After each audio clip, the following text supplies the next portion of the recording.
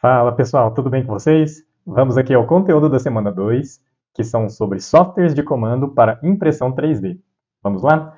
Hoje nós vamos trabalhar com um software que a gente chama de Bambu Studio. É o software focado, né, nas impressoras da Bambu Lab e é o que a gente vai trabalhar como exemplo hoje. Mas existem vários outros modelos no mercado e o conceito não muda muito de uma para outra.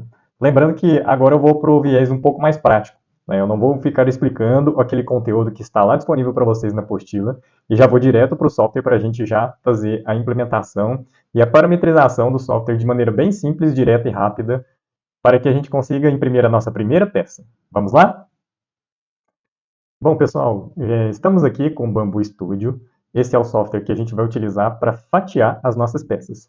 E o objetivo do vídeo de hoje vai ser a gente fatiar essa pecinha aqui, ó, que está na minha mão aqui, ó. Então, esse é o cubo de calibração.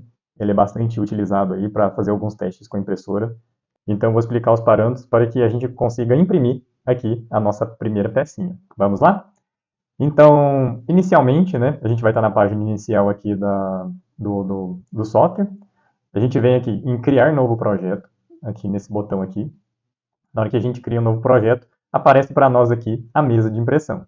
Essa mesa de impressão aqui, ela tem, do nosso modelo de impressora, ela tem aproximadamente 25 centímetros por 25 centímetros por 25 centímetros. Então, este seria o nosso volume de impressão que a gente conseguiria trabalhar. Então, se a peça, alguma determinada peça, ocupar um espaço maior do que este, a gente tem que usar uma impressora com uma área de impressão maior. Beleza? Então, a primeira coisa que a gente vai fazer aqui, ó, é adicionar a peça. Então, a gente vem nesse ícone aqui em adicionar. Aí a gente vai ver quais são os arquivos que a gente tem, tá? O arquivo a gente já tem que ter baixado do site ou já exportado o nosso arquivo do projeto em um arquivo onde a gente consiga trabalhar aqui, que são os arquivos .stl ou .obj, que são os principais, tá? Então, nesse caso aqui, eu vou pegar o cubinho aqui que eu mostrei para vocês. Beleza? Então, na hora que a gente faz o upload, né, a gente carrega o cubinho aqui, ou a nossa peça aqui, ela vai diretamente para a mesa de impressão. Então, nesse caso aqui, ela já está localizada aqui numa posição boa, não vou precisar alterar, né, a posição dela. Eu posso pegar ela e arrastar. Então, é possível, né, alterar a posição, a impressora vai respeitar exatamente estes valores aqui, ou essa posição aqui que a gente colocar.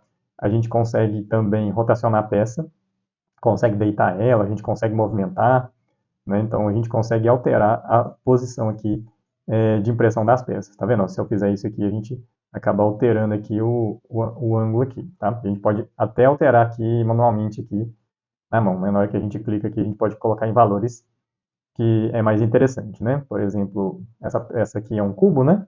Um cubo a gente sempre trabalha com ângulos múltiplos aí de 90 graus, então é mais fácil digitar aqui. Vamos lá então? Carreguei a peça. Se é a primeira vez que vocês estão utilizando, vocês têm que adicionar a impressora de vocês aqui. Então, aqui a gente consegue verificar aqui qual que é o modelo da nossa impressora aqui, tá bom? Então, adicione aí Bambu Lab A1, que é o modelo da impressora que a gente está trabalhando, e o diâmetro do bico. Esse é o diâmetro do bico extrusor da impressora 3D. Por padrão, ela vem com um bico de 0,4 milímetros de diâmetro, beleza? Fluxo padrão, e aqui a gente seleciona o filamento que a gente está trabalhando. No nosso caso aqui, ó, a gente tem os seguintes materiais já pré-configurados, que é o PLA básico, PLA fusco, PETG, ABS, outros tipos de PLA, TPU e assim por diante, tá? Então, no nosso caso aqui a gente está usando o PLA, vou deixar ele já adicionado aqui. É possível alterar a cor, tá? Vou deixar esse verde aqui para ele destacar ali na peça, né? Se eu quiser, estou trabalhando com o PLA branco. Então ele vai lá e muda a cor do PLA aqui para nós, beleza? Em seguida, pessoal, a gente vem aqui, né, tem que estar o clique em global aqui, beleza? Na parte de processar aqui.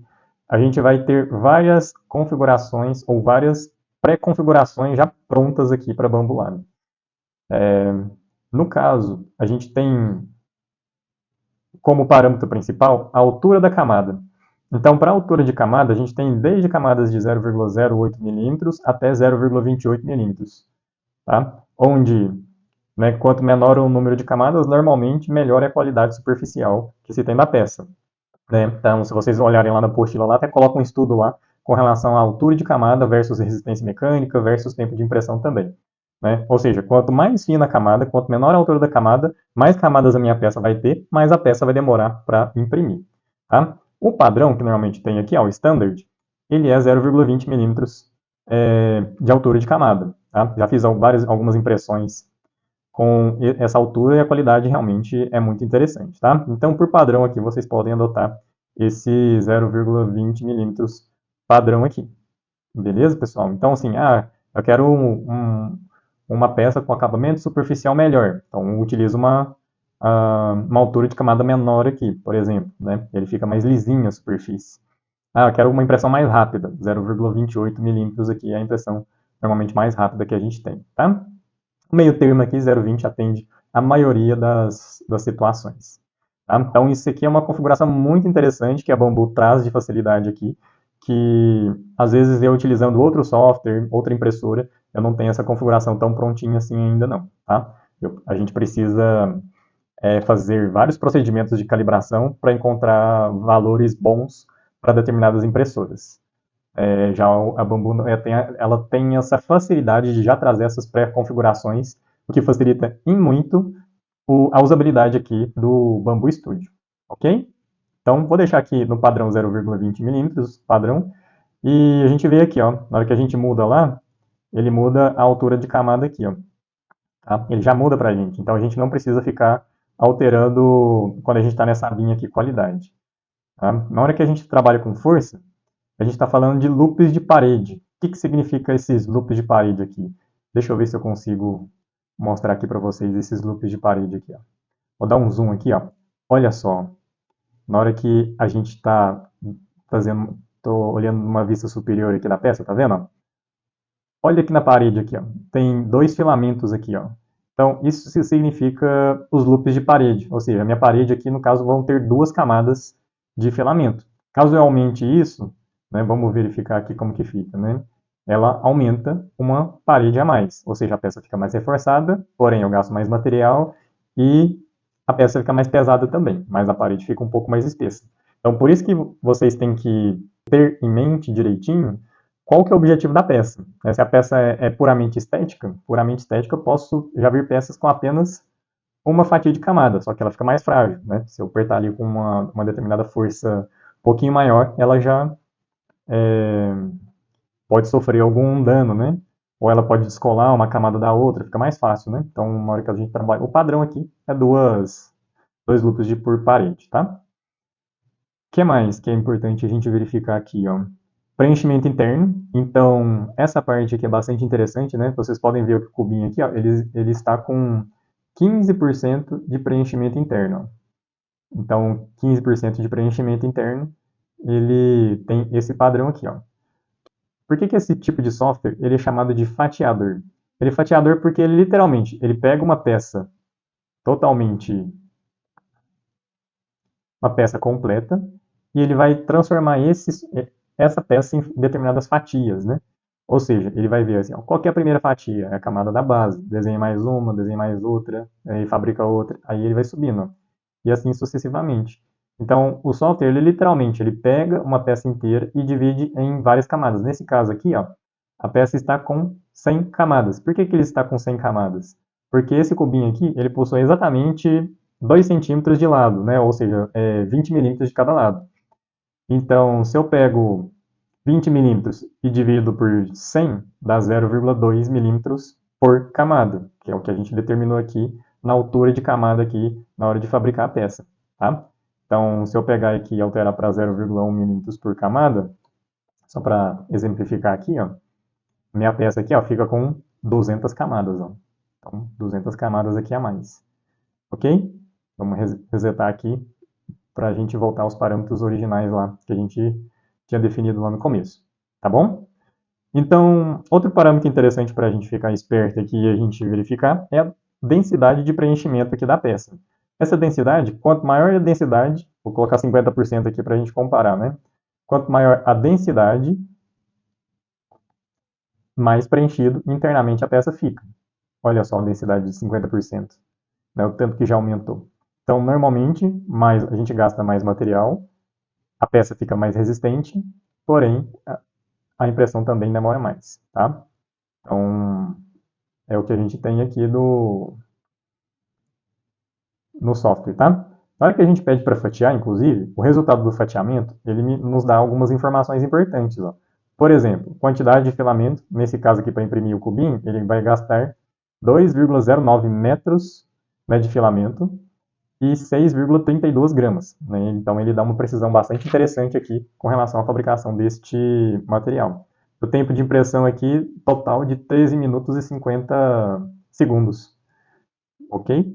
Então é bastante interessante aqui que a gente tem uma noção, né, para saber, por exemplo, quanto de material a gente gasta, qual que é o tempo estimado de impressão, né, e se a gente sabe mais ou menos, a gente tem esses parâmetros, a gente consegue calcular, por exemplo, até o custo, né, que eu tenho com essa peça.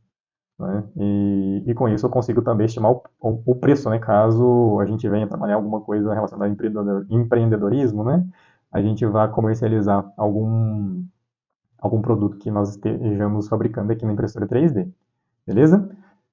Então, se a gente colocar aqui, ó, 80% de preenchimento, vamos ver como que vai ficar esse cubinho aqui, né? Então, a gente pode notar que ele já saiu de aproximadamente 6 gramas para 8,40 gramas, né? Então, já estamos gastando mais material. E o tempo de impressão aqui aumentou para 25 minutos e 17 segundos. Então, a gente pode ver que a peça ela fica, né, bem mais preenchida internamente falando, né? Ou seja, a gente gasta mais material e ela vai ficando menos oca, digamos assim. Vamos colocar um preenchimento de 100% aqui só para ele não suporta padrão retilíneo, né? Vou colocar 90% aqui de padrão aqui de preenchimento, né? Porque o 100% ele não consegue desenhar, né? O algoritmo não consegue fabricar o padrão, né? O padrão é, entre aspas, como se ele sumisse, né? Então ele não faz esse cálculo ali, ok? Né? Vou colocar um caso bem extremo aqui, preenchimento de 10%. Olha só o preenchimento de 10%, né? Ele fica com a estrutura bem mais esparsa, né, aqui por dentro aqui, né? Então, é bastante interessante a gente avaliar.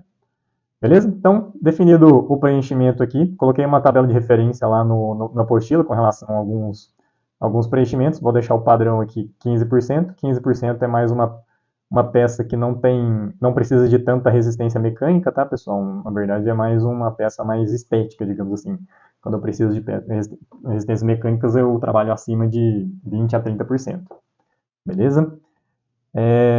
Indo para o próxima abinha aqui, nós temos a abinha de suporte.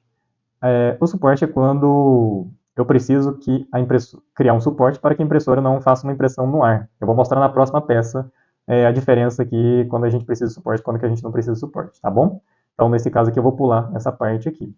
Os demais parâmetros, pessoal, são os parâmetros avançados, né? Se eu quiser habilitar aqui os padrões avançados aqui, vão mostrar vários outros parâmetros que eu consigo fazer ou alterar, tá? Desde velocidade, impressão, padrão, preenchimento, que mais aqui, ó, velocidade da camada inicial. Normalmente, né, como a Bambu já vem com essas pré-configurações aqui, então a gente não precisa ficar mexendo nesses parâmetros, tá? Por quê? Via de regra, quanto menor a velocidade, melhor é a qualidade do acabamento da peça que eu tenho, né? Porém, ela demora mais para imprimir, tá? Então, mas o, a impressora da Bambu, que é a que a gente está trabalhando aqui, ela não precisa ficar alterando esses parâmetros, não. Não sentir essa necessidade de alterar os parâmetros. Tudo bem? Então pode ser que se você estiver utilizando uma impressora de outra marca, né, de outro fabricante, então é interessante a gente ter essa noção de uso da impressora, tá? De velocidade da impressora. Feito isso, pessoal, então a peça já está fatiada, ela está pronta para ser enviada para a impressora. No caso da Bambu Lab A1, a gente tem duas formas de enviar esse arquivo para a impressora. O primeiro delas é pelo cartão de memória que vem nela. Então a gente pode pegar o arquivo dessa peça, né, salvar ele no cartão de memória, a gente tem que salvar na raiz do cartão de memória, tá? E depois coloca lá e depois coloca e depois insere normalmente o cartão lá na impressora e starta, né, ou inicia a impressão manualmente pela própria impressora. Ou então, pelo Wi-Fi. Tá? Quando o seu computador e a impressora estão conectados na rede Wi-Fi, vocês podem enviar por aqui mesmo, tá? Pelo software diretamente, sem precisar fazer essa gravação. Eu gosto mais do cartão de memória. Como que a gente exporta esse arquivo aqui para o cartão de memória? A gente vem aqui em cima, aqui, ó, no menu Arquivo, a gente clica em Arquivo, a gente vem em Exportar, a gente coloca aqui, ó, exporta o arquivo fatiado em placas. Esse é o arquivo que normalmente eu estou utilizando, tá? Tem um 3MF genérico e tem um arquivo fatiado em placas. É o Ctrl G aqui, normalmente essa é a opção aqui que eu estou utilizando para exportar. Na hora que eu clico aqui, ele vai pedir para salvar lá no cartão de memória. No caso, eu não estou com o cartão de memória aqui no meu computador agora, mas eu seleciono lá o cartão de memória, como se fosse um pendrive, tá, pessoal? Seleciono ele lá e salvo ele lá, esse arquivo .3mf no cartão de memória. Salvei o arquivo, né? Vou salvar aqui no local aqui. Ejeto o cartão de memória e vou lá na Bambolab, coloco o cartão lá e coloco para imprimir, tá? Só pelo visorzinho lá da nossa impressora é possível fazer a impressão. Tudo bem, pessoal? Vocês podem notar que aqui eu não preciso ficar configurando temperatura, outros parâmetros que tem lá na apostila. Por quê?